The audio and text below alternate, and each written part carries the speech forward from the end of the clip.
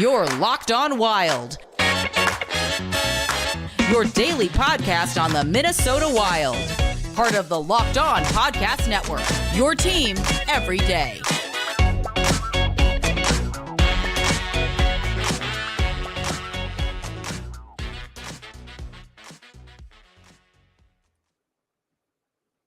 Welcome in, everybody. Welcome to another Locked On Wild live here on a snowy Sunday afternoon.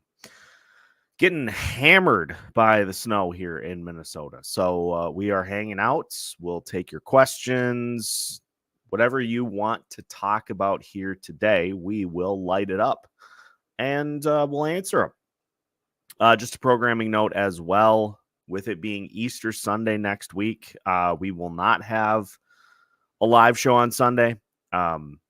Easter plans. So enjoy your Easter Sunday. We'll be back the following Sunday, though, with you. So let's just start with kind of where things are at. And as people have questions, throw them into the comments, and we'll get to those here throughout the show today. So the Minnesota Wild, 11 games left. They're 34, 28, and 9, 77 points.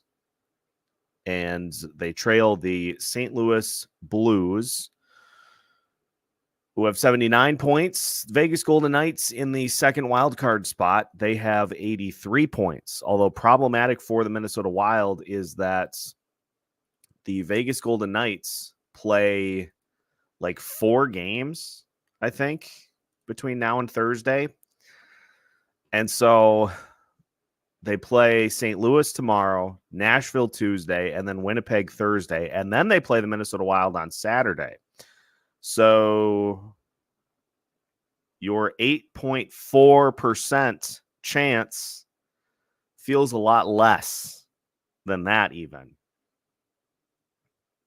All that's left. Oh, it's even worse. 7.1%. It feels like it's over, but the mathematical elimination. And same thing that we've seen time and time again this season in the game yesterday against the St. Louis Blues. You've got the top guys, top 2 lines carrying the weight. Bottom 2 lines not able to do much because they're not even really playing. Goaltending starts off really strong, but then kind of wilts as the game goes along. And I don't know about you guys, but St. Louis just was faster. Like Jordan Kyrou blowing past Matt Zuccarello for his third goal, for the hat trick goal. Yikes. So that was not great. And it's the same thing. It's stretches in which you look competitive, stretches in which you don't. And a team that we have seen play out all season just played out again in last night's game. So we got a couple of questions here. Amanda gets it started. Where do you go for your data? So I have a couple of spots that I like to frequent. The first one is moneypuck.com. I like because they do a lot of different things. Like they have team stats in various statistical categories, line stats, player stats. So you can look at how different line combinations have done so far this season. For instance, if I go to offensive lines only for the Minnesota Wild this season, and let's see if this even loads up because I've had some issues with just asking too much of my laptop here lately. The top line combination for the Minnesota Wild in terms of expected goals percentage is Matt Boldy, Joel Eriksson Ek, and Kirill Kaprizov at 62.8%. The worst is with a minimum of 100 minutes played. The worst was Marcus Foligno, Freddie Gaudreau, and Pat Maroon at 39.6. Now, if I can,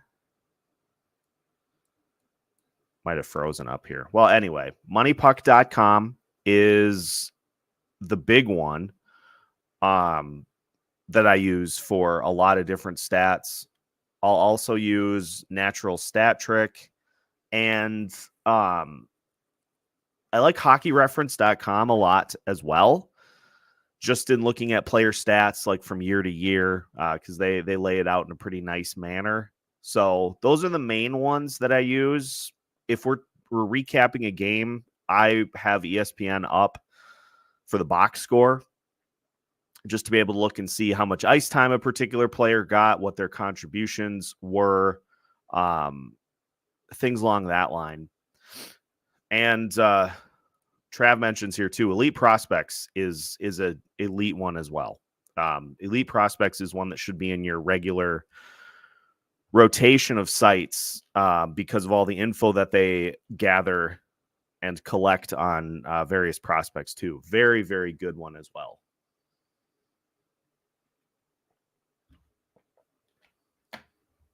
So those are the main few. No snow in Hastings. We have a ton down here. Like they're already starting to close things down. I don't know if they'll go to the level of shutting the highways down, but we're getting stuff that's already closed up for the rest of the day here. And it's not even noon, and it's supposed to snow all the way through the day. And I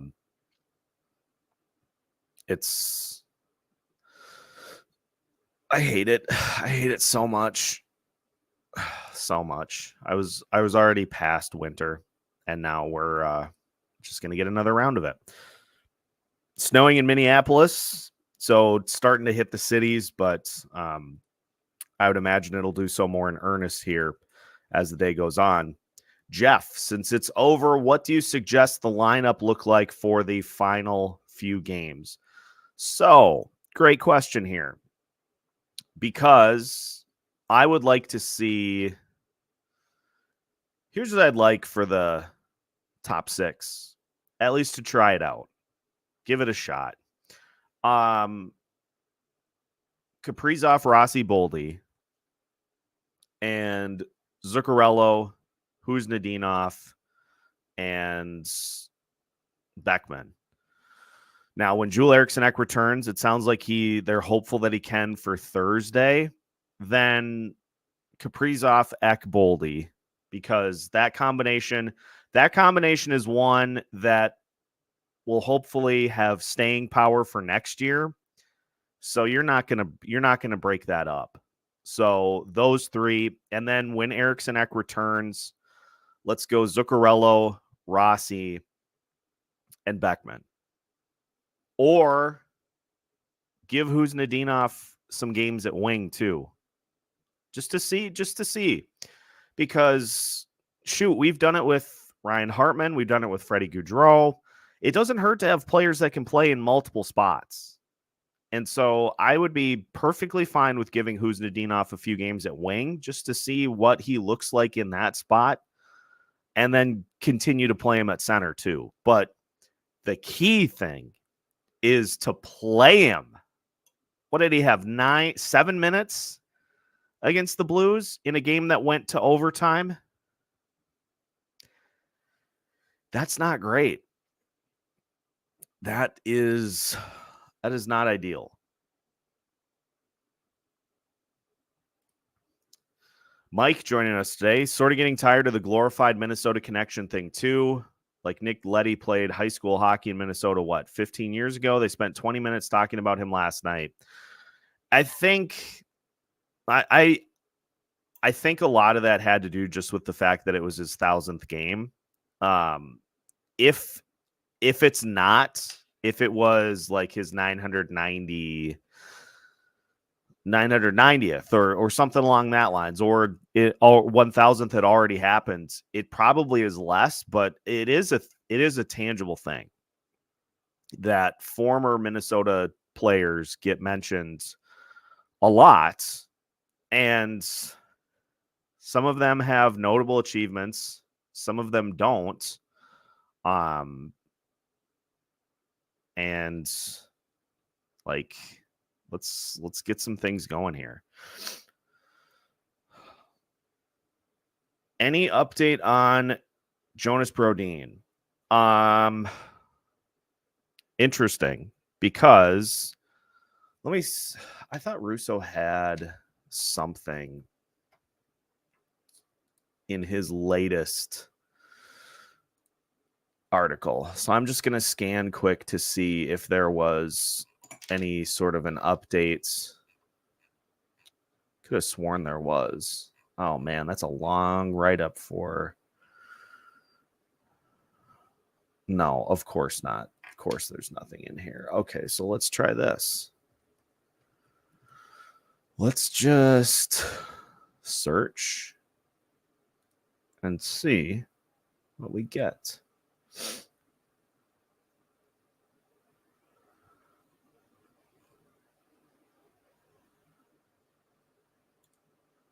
Oh, this is from yesterday.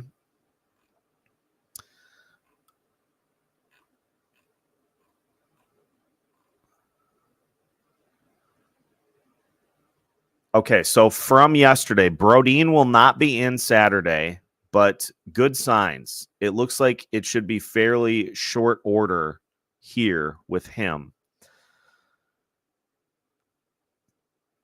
But we have dealt with this all season, like these day-to-day injuries that end up going for like multiple weeks. How many guys have been day to day at points this season and then they end up missing like a month? So I guess I'll believe it when I see it. Maybe then there's a chance that he plays against the Vegas Golden Knights on Saturday, but I would say that'd probably be the earliest that he would potentially come back. And when he is ready to come back, then you go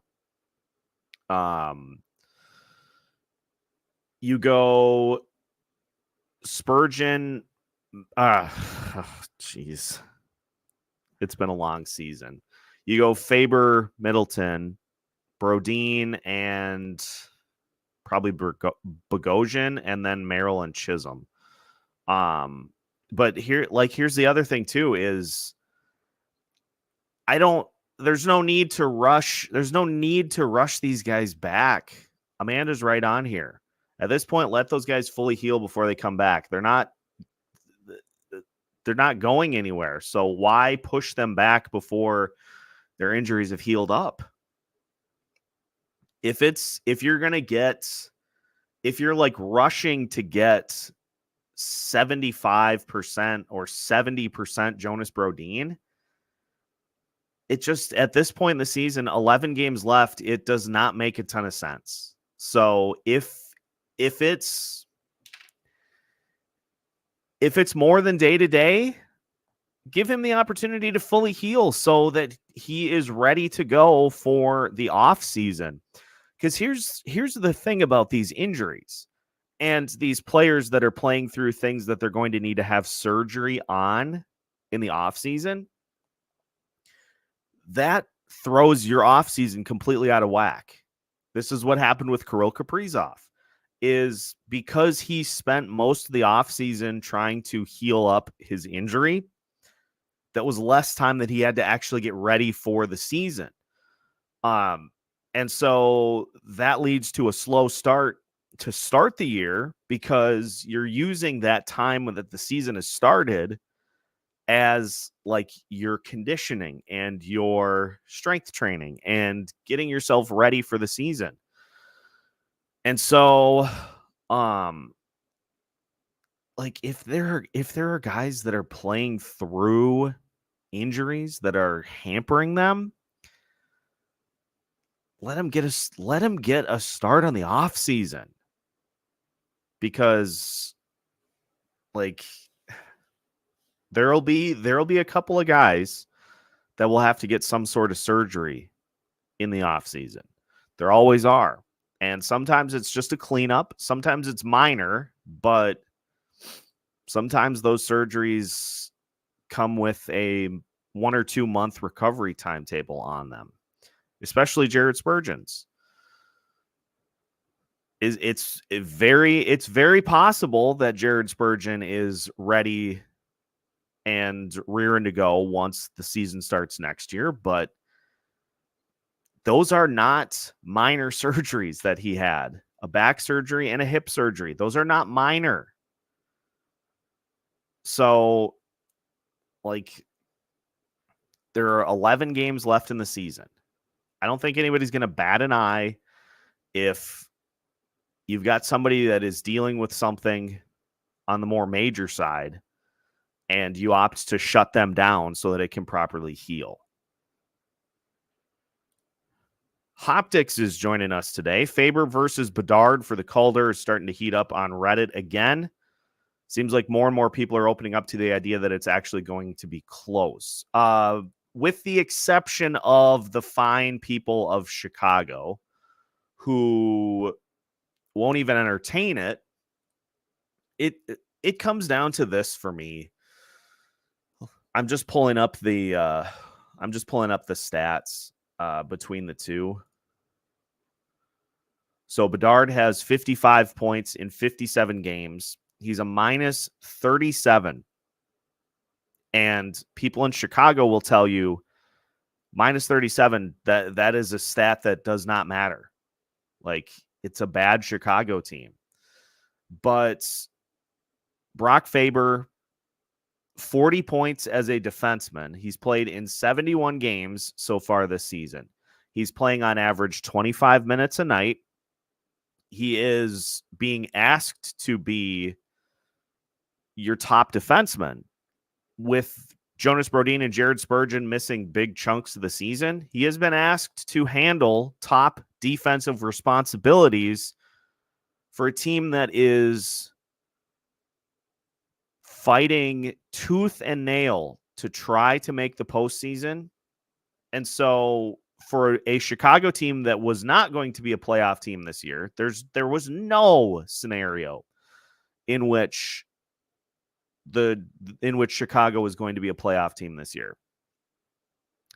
So the minutes have just mattered more for Faber compared to Connor Bedard. That's just plain and simple.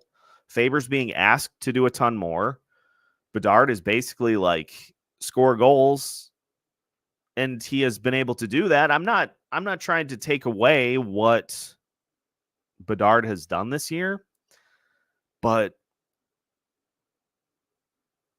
it's do you value points more or do you value like the overall product? That's the question. That's going to be what decides it. Is if it's an award that goes strictly based on rookie points, then Connor Bedard will win it. If there is actually an argument made as to like the importance of said rookie, then it's Faber. I'm very intrigued to see how it plays out, but if you ask anybody in Chicago, Brock Faber's had a terrible season. He's not a great rookie. He doesn't score goals and he doesn't put points on the board, is what people in Chicago are literally saying. He hasn't had any 5-point games. Yeah, not many defensemen do.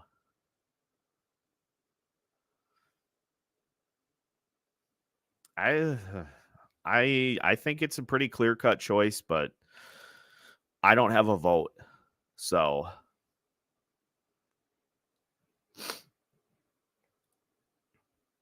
if they were out for any period of time, how hard would it be to replace that player?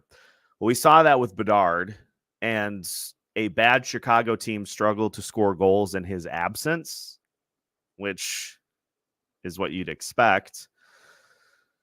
I don't know where this team would be, the Wild, that is, if Brock Faber got hurt.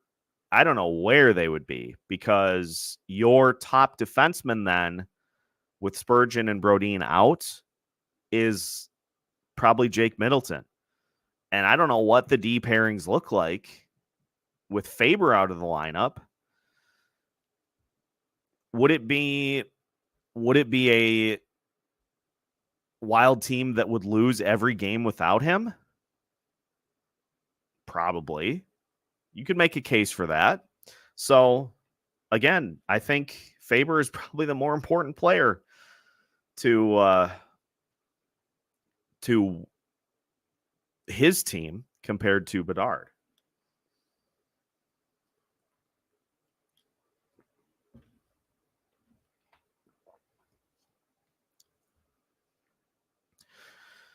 Let's go back to, can we bring up Volstead to see what he has in the last couple of games without so much riding on his shoulders? I think the moment that the mathematical elimination happens, they should.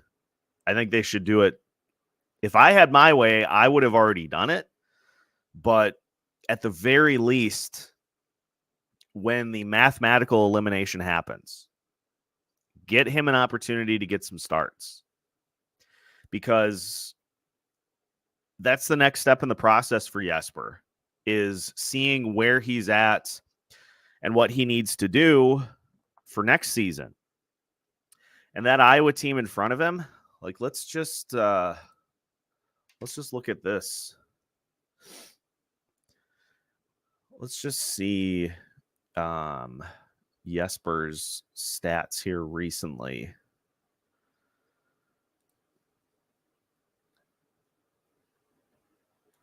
Why does that keep sending me to the 2022-2023 season? Yeah, we want goalies. All right, Jesper.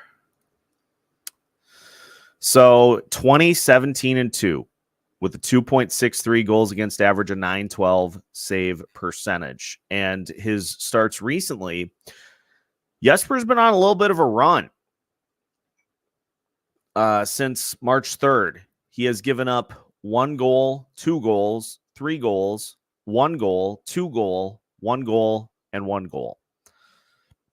So he has put together a nice little string of starts after his, he had given up 4 goals in 2 out of 3 in the late portion of February, but he's been on a nice little bit of a run here over these last 6 starts. And so that would lead me to believe that he is that he's ready for a little bigger opportunity. And if you are going to be relying on him next year, now is the time to get him a head start on what it's going to take for him to be an NHLer next season, if that's still the plan. So I would do it. I would have done it already, but at the least, get him an opportunity with 2 or 3 starts down the stretch to just see where he's at.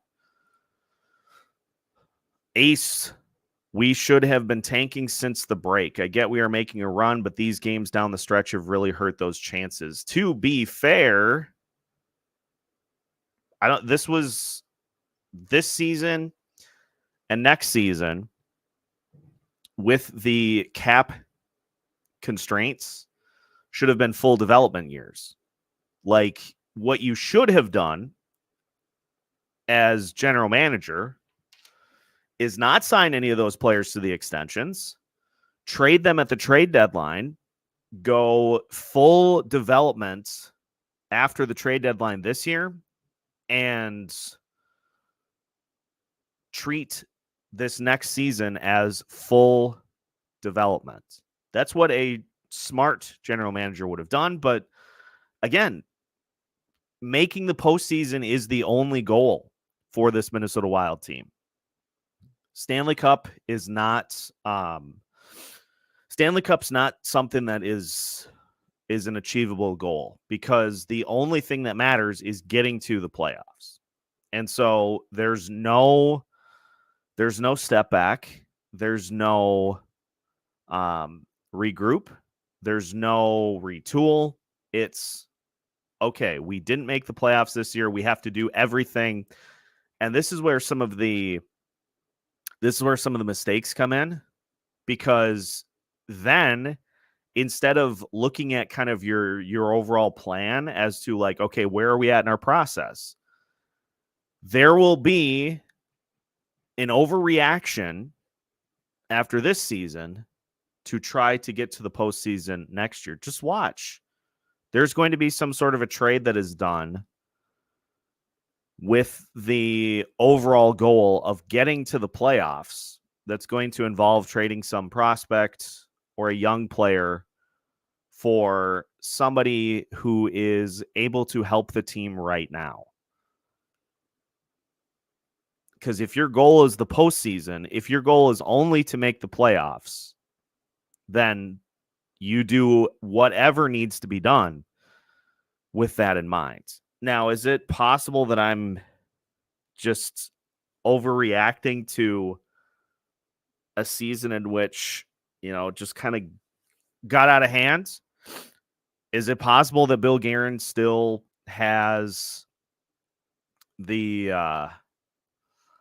is it possible that he still has, the greater good in mind? Sure. We haven't seen a ton of it. So I'm down the path of whether it be going and getting some veteran forward that you can put into the top 6. Something along those lines. Some trade that is going to help in the short term, but is probably going to involve some prospects that could help you later on down the line. I hope I'm not correct in that. And if I'm not, I will certainly bear some surprise for that metric. And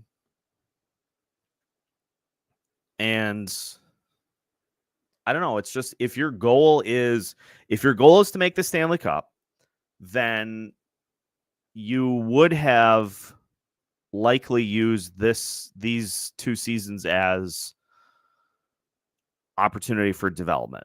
But since the postseason is the goal, like, then you have to be playoff caliber all the time. And it's, look, like, I'm not trying to diminish the accomplishment, but it is, with all the variables that you encounter during the regular season. How many times did the Minnesota Wild play backup goalies this season? Playing a team on the second night of a back-to-back, playing a good team going through a rash of injuries. Like, those are all things that happen quite regularly in the regular season. And so it's possible to just go on a run too. Look at the Nashville Predators earlier in the season. I was talking with Nick Morgan, one of the hosts of Locked On Predators.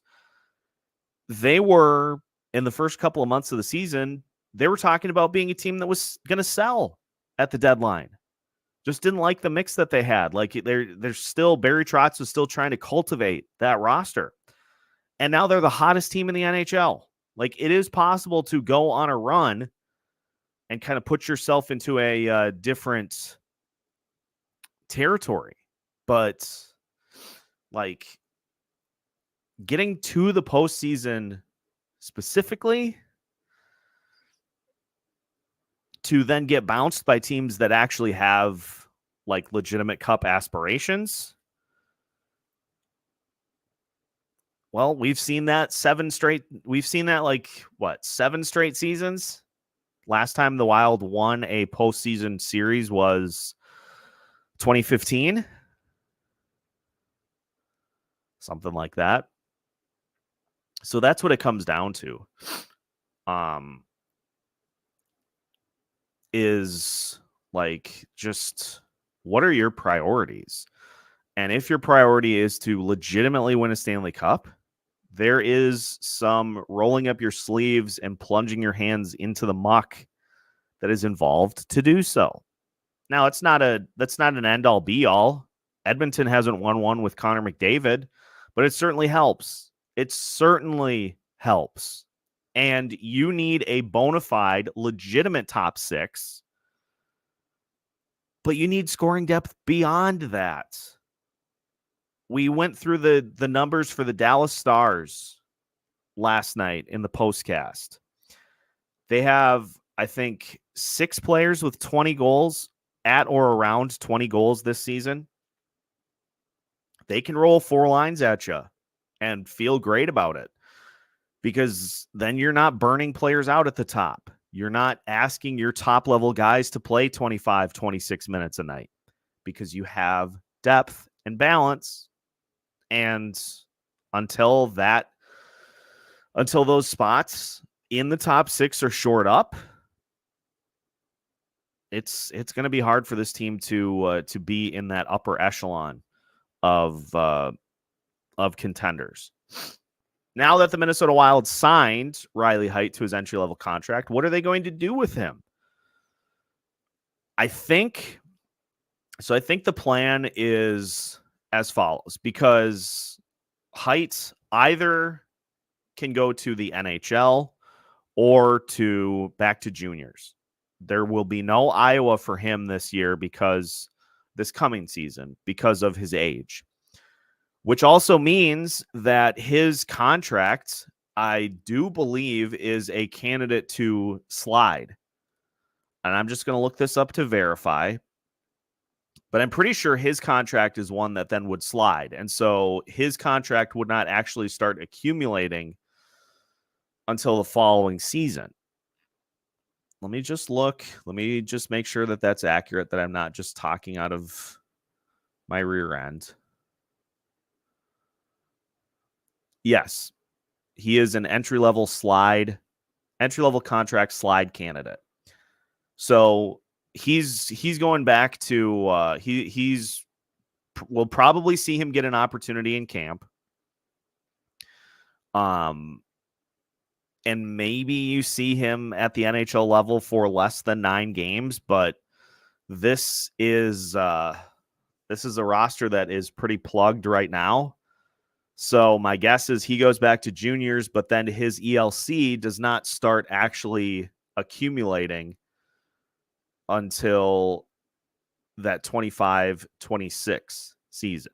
So that's a nice benefit. The Wild have 4 guys right now that are candidates for a slide year on their ELC. Liam Öhgren, Hunter Heidt, Riley Heidt, and Rasmus Kumpalainen. So I would imagine all of those guys will, which is just a nice kind of a benefit to that.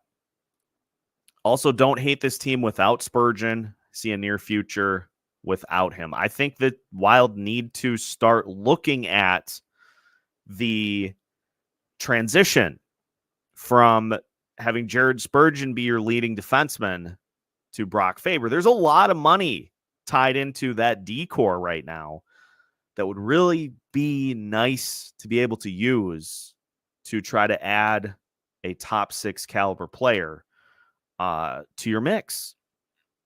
You have right now Jonas Brodin. He's locked in for $6 million a year until 2028, 2029.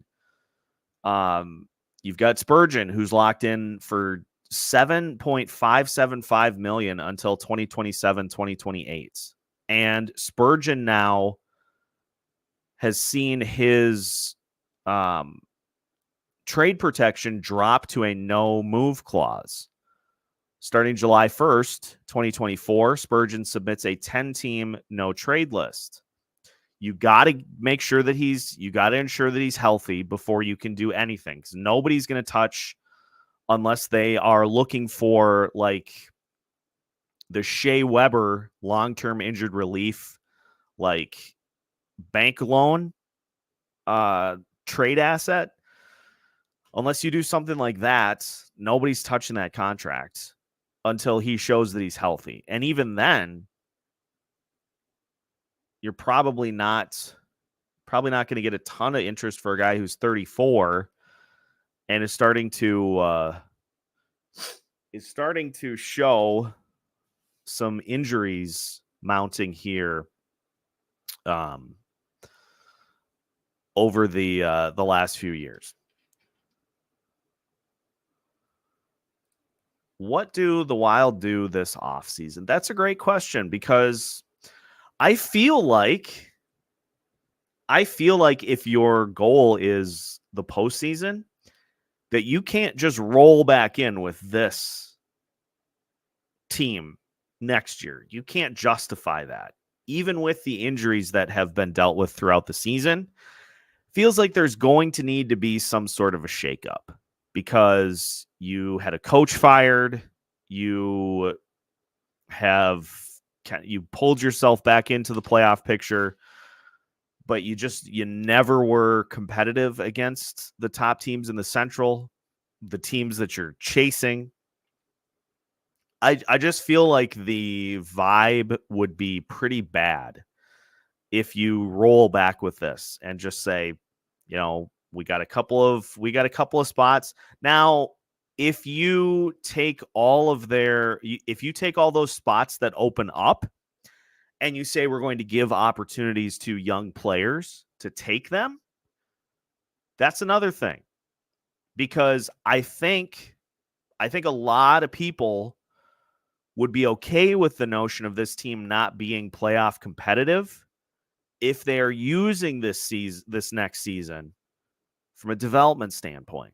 Like if you go through the spots that are going to be open, you will have Adam Beckman is a restricted free agent. Jake Lucchini is an unrestricted free agent. Mason Shaw is a restricted free agent. Now, it's very possible that those players are all retained, but that will lead to some spots that'll be open in the lineup. I think you can make a very compelling case for a completely new fourth line with the opportunity to add younger players a little higher in the lineup to see what they've got. Alex Goligoski will be gone. Declan Chisholm is a restricted free agent. I think he has shown plenty to warrant being re-signed, but Goligoski's spot is going to be open. And Dakota Mermis is an unrestricted free agent. Again, it would not surprise me if the team tries to sign him because he's a good leader. And I don't think it's a coincidence that Iowa has played the way that they have because he hasn't been there. Now, that's not the only reason, but I don't think it's a coincidence that the Iowa Wild have been kind of rudderless with Mermis playing up at the NHL club. Goligoski will not be back. He's 38. He has barely played, and I think he's probably at the point where he just wants to be done. So that spot is going to be freed up. But even if you retain Chisholm and Mermis does not re-up, then that's two spots. That's two spots that gives you 6 defensemen. So you're going to need somebody to fill one of those spots. What happens with Marc-Andre Fleury? That's another big question this offseason. And so there are going to be spots. It's going to be real telling how Bill Guerin elects to fill spots in the lineup. Does he look to some of these prospects to fill spots, or does he go out and find more grit, more sandpaper, less speed?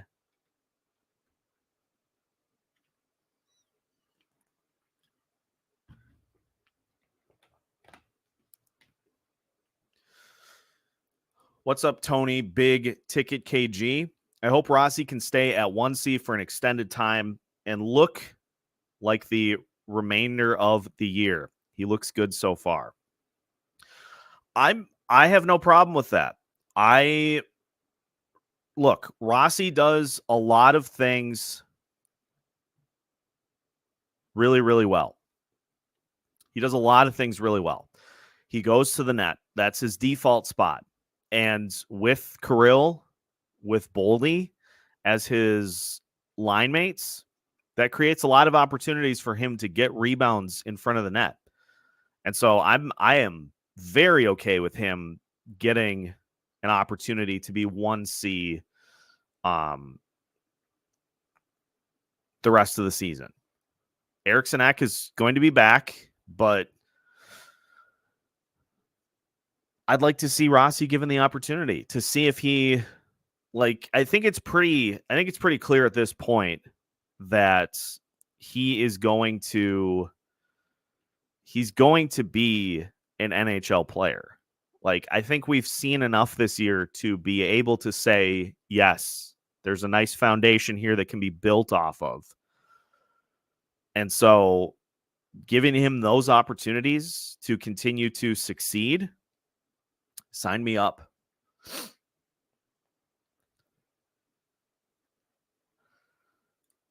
Has Husnudinov done enough to keep his spot? He's a third line kind of guy. I like his game. I would like to see more of his game.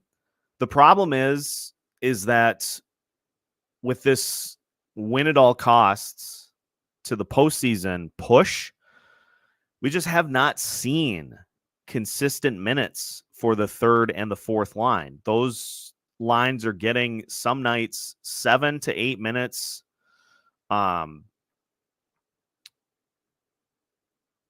ice time. That's not enough. This is the reason or one of the reasons that this team has struggled as mightily as they have, is that they don't have that scoring depth.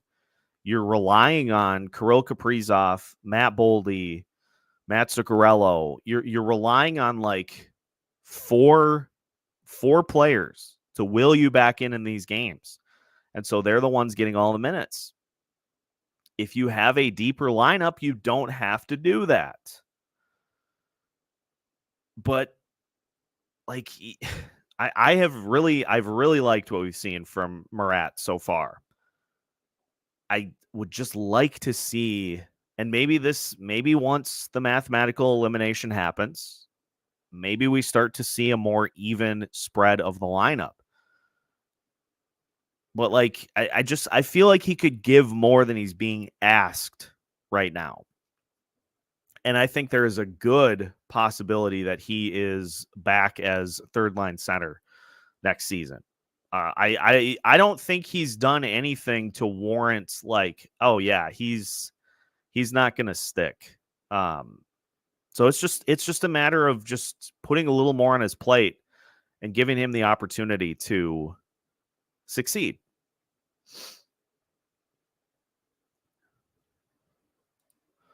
As much as I love Ek on the first line, think they need to spread the wealth around a little bit. They need to start trying to find an identity for a second line that can consistently score.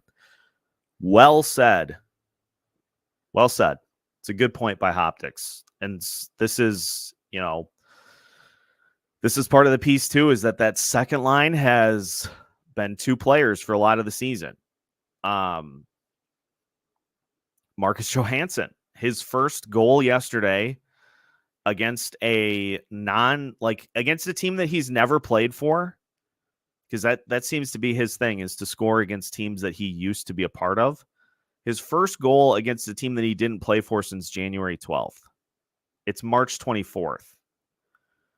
And he had not scored in 9 games. I think if you put somebody else there that had more of a shoot mentality than a skate mentality, I think that helps tremendously with that second line.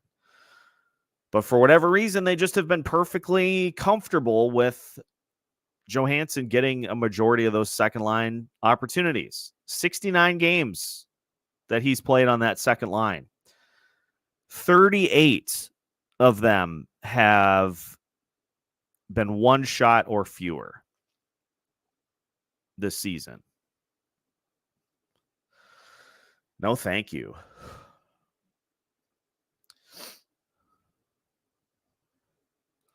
This lineup is stuck because of the contracts. Mojo, Foligno, Hartman, and Freddie. Yeah, there are a lot of pieces that are non-movable. And I'll push Zuccarello off to the side because we all know that was done to appease Kirill Kaprizov. And a 2-year deal, Zuccarello is still relatively productive. He took a pay cut. I'm not gonna question that one, because that was done for the reasons that one was done are particularly clear. Still, far and away, the one that I question the most is Freddie Gaudreau. For a 30-year-old who has had 2 seasons in which he has put numbers together, $2.1 million is not even the issue. $2.1 million AAV, you're going to find that a lot of places. Like, let's just do this. Because we're on the subject, let's just take a look at Dallas and Colorado. So Sam Steele playing a bottom line role for the Stars. He signed for $850K. Craig Smith is a bottom line guy. He's playing for $1 million. Radek Faksa is a bottom 6 player, $3.25 million. Matt Duchene is making $3 million, although he is a second line player for the Dallas Stars. But like the $2.1 million AAV, that's just the going rate for players. Like, I don't hate the AAVs on any of these deals. Honestly, Foligno's maybe a touch high, but Hartman getting 4, the AAV doesn't bother me. It's everything else. It's the trade protection, which let's look at these contracts. So you know who has trade protection for the Dallas Stars? Mason Marchment has a modified no trade. Joe Pavelski has a no move because he is 35 plus. Radek Faksa has a modified no trade. He has a 5-team no trade list. And then Jamie Benn has a no move clause, and Tyler Seguin has a no move clause. That's it. That's all. Those are the only players that have on the forward side. There are a few more defensively, but from the forward group, that's it. Those are the only players that have trade protection for the Dallas Stars. Colorado Avalanche. Andrew Cugliano, $825K. Jonathan Drouin, $825K. Zach Parise, $825K. Joel Kiviranta, $775K. Logan O'Connor's making just over $1 million. Brandon Duhaim's at 1.1. Yakov Trenin, 1.7. Casey Middlestad's making 2.5. Ross Colton making $4 million a year. Arturi Lehkonen, 4.5. Here's who has trade protection for the Avs.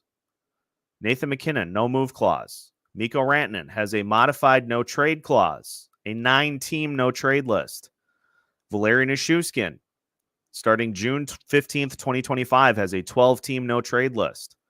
Arturi Lehkonen has a 12-team no trade list starting June 15th. That's it. Those guys all make sense. Those guys all make sense with move. Like, you're gonna, and that's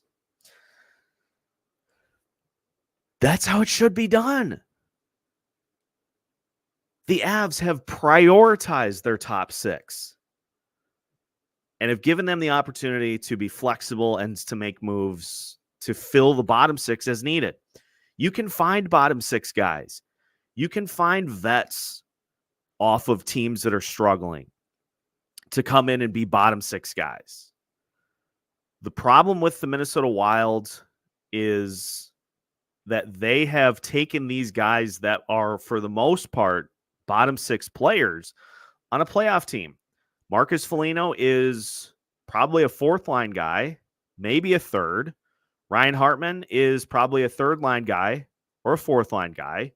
Matt Zuccarello is still probably a 2nd-line player on a playoff team.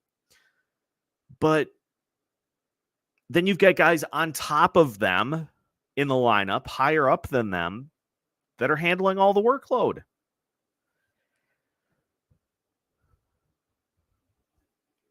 It's all right there.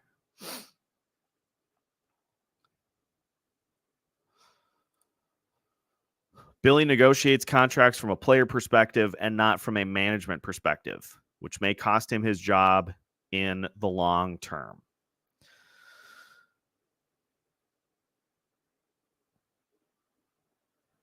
He's rewarding loyalty. He's rewarding the players that want to be here, but not making them prove it. You know, he was more than willing to hand out those contracts based off of what players did in 2021, 2022 without making them back it up.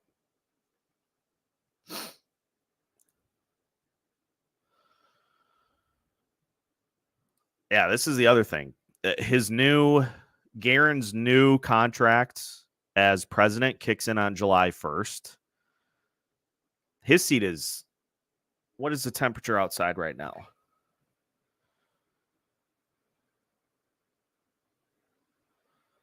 Temperature outside right now is 33. Guerin's seat is below freezing right now. So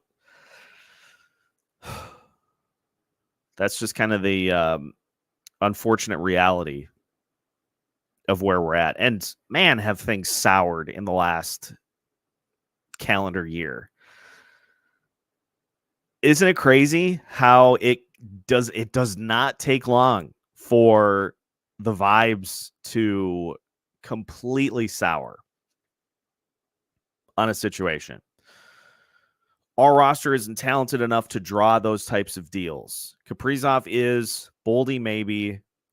He's still growing, but no McKinnon, McDavid, and Crosby. And that's where you have to be. And it's probably not realistic to do it with Kaprizov here and with Boldy. But, like, how did the Avs get McKinnon? They were terrible. How did the Penguins get Sidney Crosby? How did the Oilers get Connor McDavid? They didn't stumble into them. Like, they were bad enough to be able to get them. I think Guerin's seat gets hot when the buyouts come off. I think the OCL is looking at the 2025-2026 season as the season to go for it.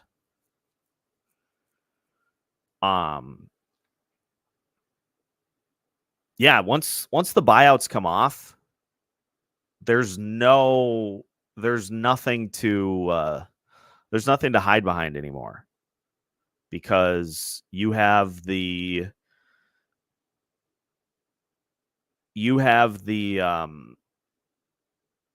got most of the full allotment of the salary cap.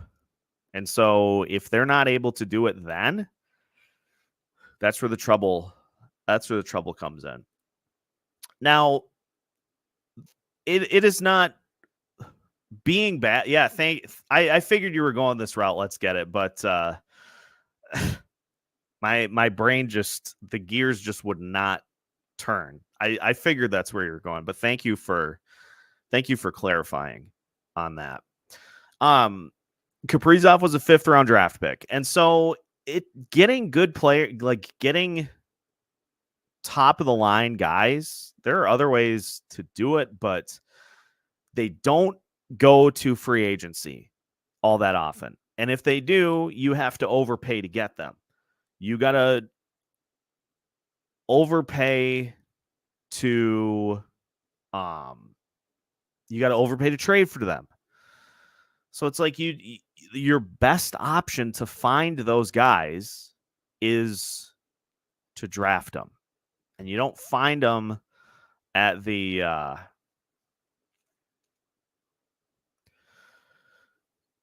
you don't find them in like later rounds by and large. You find them at the front of the first round.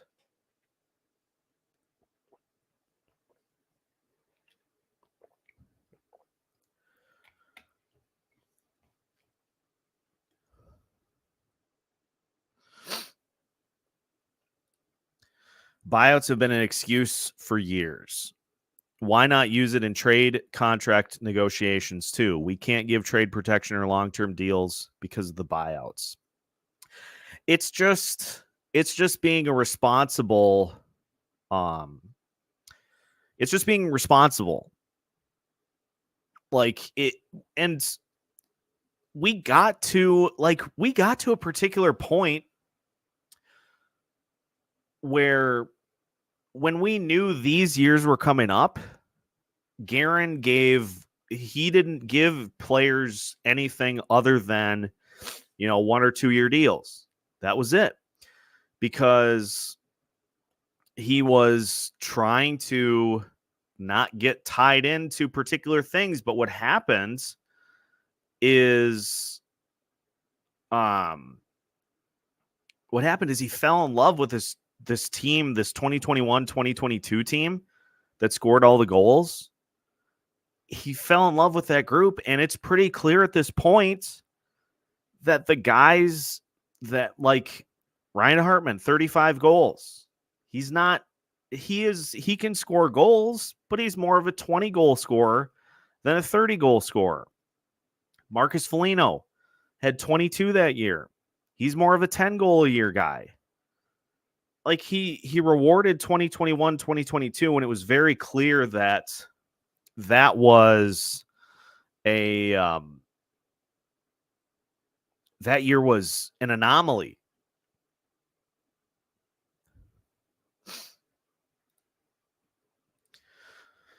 Would you make a trade proposal for the number 1 to get your generational center, Boldy being the main piece?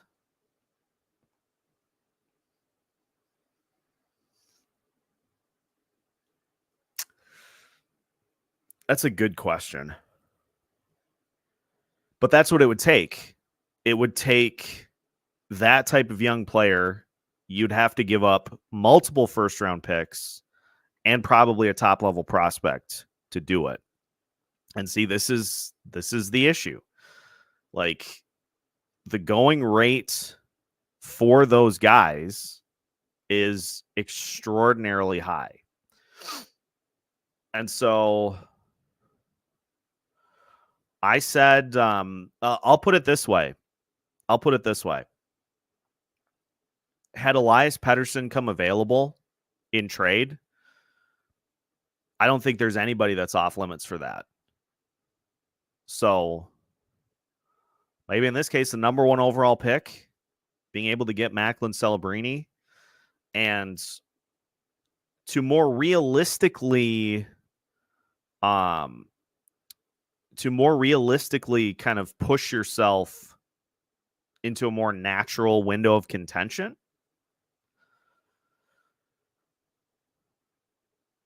I'd give it a long, hard thought, and probably enough to do a full episode for it. So we'll do an episode on that somewhere down the line. I think I'm going to hit the bell for today. I will. I'll circle back to that. What would you be willing to move for the number 1 overall pick? I like that idea for an episode. So we'll dive into that this week, since the Wild don't play again until Thursday. So we'll talk about all that here this week. Reminder, we've got Alex Micheletti coming up for you tomorrow to recap yesterday's game and to look ahead. We're going to continue to go with the theme of how did we get here, so we'll probably dive into that a little bit as well. But thanks for joining, everybody. Make sure to hit the like button before you head out here for the day, and just make sure to subscribe to Locked On Wild if you have not already, so you don't miss out on any new episodes here for the foreseeable future. Amanda, Denny had a comment that he was going into surgery today. That's the latest update that I had. Lengthy surgery, so I think it's still going on. But we'll pass along anything that we get here as we know more. So thanks, everybody. Again, great questions throughout the show here today. Ace, I'll have a full episode for you on this topic because I like it, but I want to give it some more thought before I just let one rip from the top of the key. So keep an eye out for that, and enjoy the rest of your snowy Sunday. We'll be back with you tomorrow with a new episode of Locked On Wilds, all part of the Locked On Podcast Network.